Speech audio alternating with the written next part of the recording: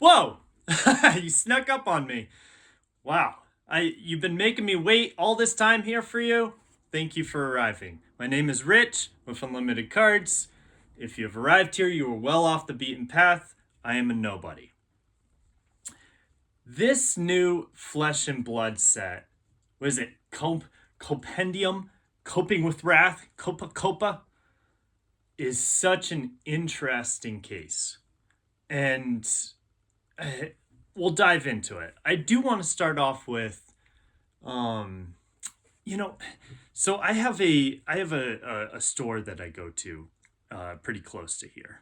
There's a couple stores in the area. Number one, there's one store that absolutely doesn't do Flesh and Blood. There's nobody there that plays it, right? So if you're listening to somebody on a different channel that has people playing at their store and they're very excited about Flesh and Blood, it's a different story with me in my area that I live in. There is no Flesh and Blood. You cannot get singles. You cannot even get booster boxes in the area. Like, people are like, we're done with this, right? It was an absolute dumpster fire a few years ago. We all know this. I mean, those of you that are not new. But there's two stores. One of them doesn't deal with it. The other, actually, both of them don't. But there's one store that I've built quite a bit of a relationship. I have a relationship with both, but I have a really close relationship with the other store. And I asked them one day, I said, have you ever heard of Flesh and Blood before? And they started flipping out saying the game's gonna die. This was like, what, a year or two ago? The game's gonna die. I don't carry it. It's a waste of my time. I've been doing this for 20 years. Even went as far as saying, I've been doing this more than you. I mean, I don't even own a store. And just absolute negativity and hatred. And I'm sitting there and I'm like, okay. But like, all I did was just ask you if you've ever heard of the game, right? And that was the response I got. Literally, I said nothing else. Flesh and Blood it's such a bittersweet just place to be in. I think the only people that are feeling the ignorance is bliss is just the players that love the game, right? If you're an investor or if you're a store, there's just a wave of emotions back and forth with this game. So I wanted to start off with that because I'm noting how much negativity is out there, right? There are a lot of glaring mistakes that Flesh and Blood has made. I bought into boxes before they tanked in price, right? So I am part of that pain. I understand it. And I totally understand if you are like an investor or if you're like a store, why you would not want to be, or even a player, why you would not be in the game anymore. I understand. I think it's very few and far between for investors and stores. The interesting thing, though, is that I don't think many people are tracking the player base. Look, I sell cards.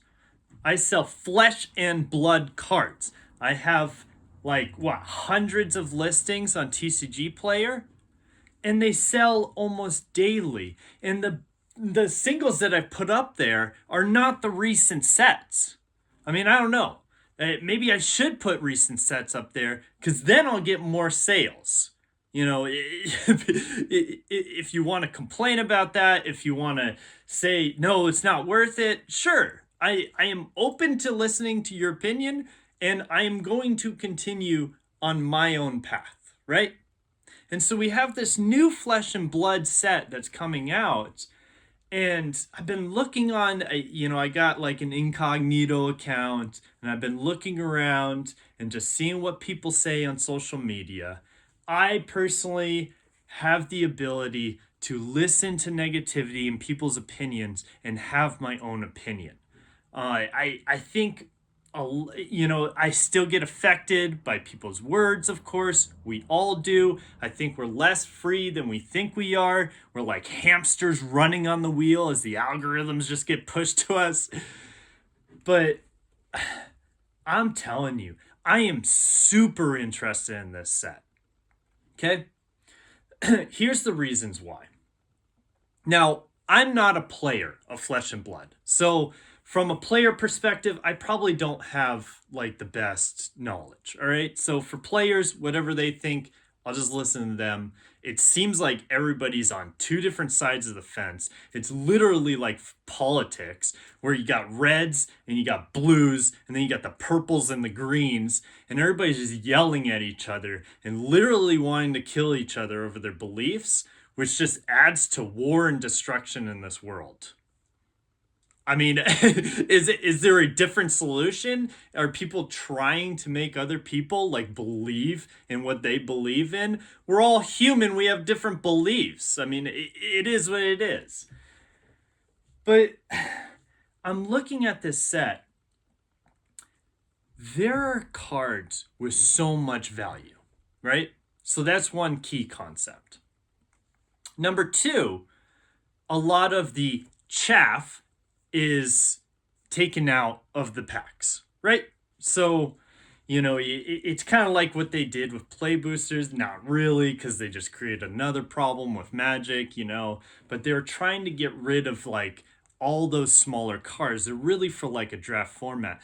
And I haven't really looked into it. I don't know if like people draft Flesh and Blood very much. Do players enjoy that? I've just seen more competitive games, so that's the knowledge that I have. But I'm looking at these cards and I'm like, wow. Like, regardless if the booster box goes up or down, it doesn't matter. That's a moot point, right? Regardless if it goes up or down. I am looking at the value that's in there. There is an increased cold foil slot. Okay? There are antiquities packs, special border frames, right? Like, for example, when you reprint something like Command and Conquer, yeah, that's going to piss a lot of people off. But at the same time, if you make the card look a little different, it doesn't have as much of a fall in price because people get interested in the different arts as long as the player base can support what you're doing. And that's like the big argument right now. And frankly, it's really quiet. A lot of people don't talk about the player base. And I'm simply just going to throw down and say, hey, there's a lot of players in this game. A lot more than investors, right? And players, most of them, I mean, there are some, but most of them are not going to go out and do videos. They're not going to be part of the algorithms that get pushed to you. They're going to be more silent and just having fun with the game. And so you're not going to hear much from players. I mean, you can go to like Reddit or something or Facebook, and then you can see like all these different things that people are saying. But of course, we all know that the loud voices, there's not many of them. They're just loud, right? And I really think this is a great set. I think it's a great set. And, another positive that's coming up with this too is it's designed to support like the what is it called, like hyperbole or whatever. It's designed, I don't even know if I got that right, so make fun of me if you it's designed to support like this, what they call the Silver Age, the newer form of like Flesh and Blood. So this isn't just like a set that literally was just made just to, piss everybody off or haphazardly or whatever. This set was made to support what's going on in Flesh and Blood. And so there was a lot of thought put into it, and there's a lot of value in the boxes. Frankly, I'll probably be holding on to a few boxes because I have no idea what's going on. And if it tanks in price, the singles in there will pay for it. I don't really know, of course. I'm not like the knower of all beings, or I I don't really know. But what it looks like is something that I'm super interested in. And I'm going to be buying, and I will be selling the singles. That's kind of the reason for this video. I figured might as well put out a piece of positivity. Some people are negative, some people are positive. Here's my positivity. Okay? I'm looking at the fact that you can get more cold foils. I'm looking at the antiquities packs, the different borders. And already I enjoy selling singles from Flesh and Blood. I keep a few boxes here and there just in case something changes. I really don't think it will. I mean, investors got burned. Investors got burned, and the word spread. And so if more investors come in, they're not going to be really excited. Now, can things change? Yes. And so I have a few boxes. But if I need the capital, I'll just open them and sell them online. And people can make fun of me for that, but they sell. I don't understand the people that say that they don't sell. Maybe I'm doing something wrong. Maybe I'm doing something right. At this point, it doesn't matter. I am so excited for this set. Now, the one problem is, like, does this devalue all of the cards? Does this make it so that, they're worthless, right? But what I've found is, there are going to be people that are pissed off. But what I've found is, I don't think it's going to piss off so many people that it crashes the game. And the reason for that is because players, yes, they get pissed off by ups and downs in prices, but they're pretty resilient, right? They adapt to the new times. I remember being a player, and if I buy like a $25 card and it goes to $3, I'm going to say, like, that sucks, right? And then if I buy like a $10 card and it goes to $100, I'm going to say, that's great. I might even think about selling it, right?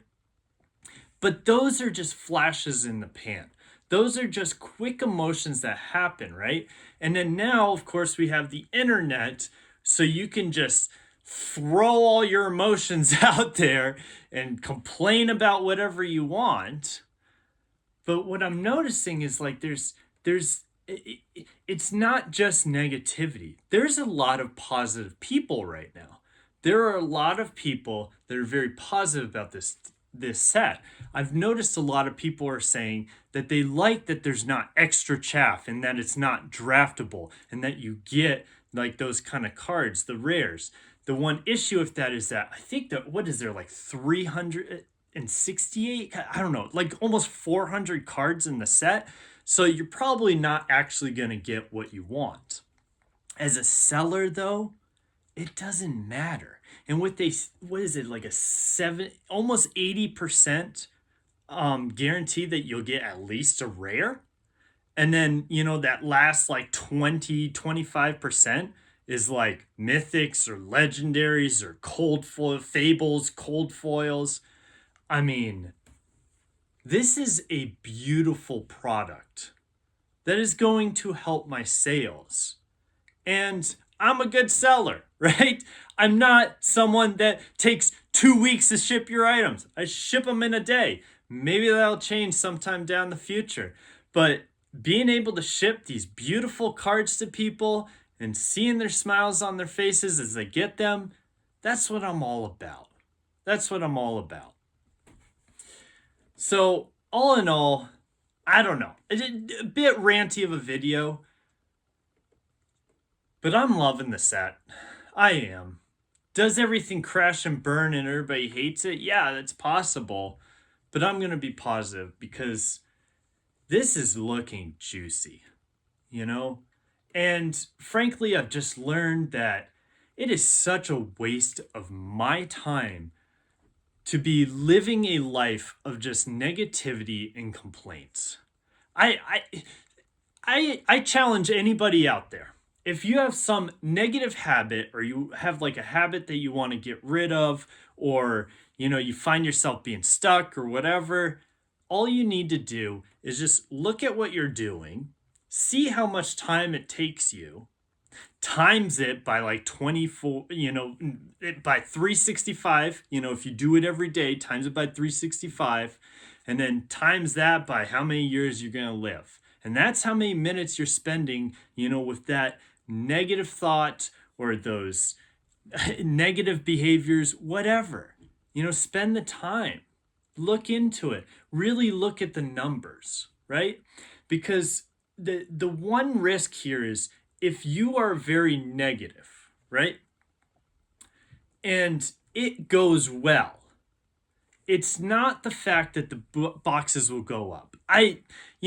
Frankly, I don't think the boxes will go up. It's flesh and blood. The singles will probably go up and the boxes will stay down. It's flesh and blood. This is what it does. Like, these boxes, I think, are worth like $5, each. Altogether, 7. It's the wasted time. That's the thing that gets you. If you're so negative about this, and this thing goes well, all of your negativity goes out the window and it doesn't matter anymore. It really doesn't. So, but then again, I get it. People have opinions. You're entitled to your own opinion. We live in a free country. So say what you want. But I'm just putting out a positive voice out here. I think it's a great product. And everybody's saying, like, we'll see just kind of what happens with flesh and blood. Interestingly, with all the negativity out there, I find it so interesting that so many people are paying attention to this game. Like, if you're so negative, why are you paying attention to it? And that right there is, in a way, a bullish indicator. Now, people love force of will. There you go. Right? I think I have a force of... I don't know. I don't have a box. Here we go. Put up a force of will. Yeah. Right? People love force of will. Right? And the game never really climbed from there. Was it Millennium of Ages just crushed it? Like, we're done. We're done. But people still buy it. And there are sellers who still sell it, which is crazy to me. Crazy to me. Maybe I should sell this. Maybe someone will buy this,